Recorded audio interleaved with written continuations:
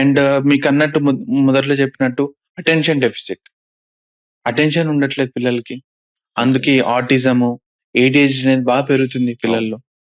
మనకి 10 years, 15 years back అసలు autism గురించి ఎవరు మాట్లాడేవారు కాదు. అవును. ఇప్పుడు ప్రతి సెకండ్ ఆర్ థర్డ్ కిడ్ నాకు ఆటిజం కిడ్ వస్తున్నాడు. ఏంటండి ఆటిజం? ఆటిజం ఏంటంటే సార్, మొదటిది వాళ్ళకి సోషల్ కనెక్షన్ అనేది ఉండదు. ఓకే. సో ఇప్పుడు ఒక అతను వచ్చారనుకోండి, ఎలా ఉన్నారు అని క్వశ్చన్ చేయరు. రాగానే అతను వెళ్ళిపోవడము, అతను ఫోన్ వాడడము. సో సోషల్ గా అసలు అతను జీరో అనమాట. Okay. Zero social connection, communications. And అతనికి చెప్పాలి, నాన్న వెళ్ళి హాయ్ అని చెప్పండి. సో అది ఎంత మటుకు పెరుగుతుందంటే, ఇప్పుడు అతనికి వాటర్ కావాలనుకున్నాడు అనుకోండి, అతను అమ్మకి అమ్మ నాకు వాటర్ అవసరం అని చెప్పడు, వెళ్ళి అది చూపిస్తుంటాడు, ఇది కావాలి ఇది కావాలి. ఓకే.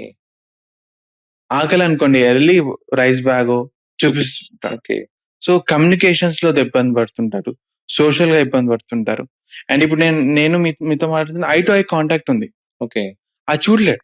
ఓకే. అక్కడ అటు చూడడం ఇటు చూడడం, I to eye contact. Kind of problem ఇది ఆటిజం.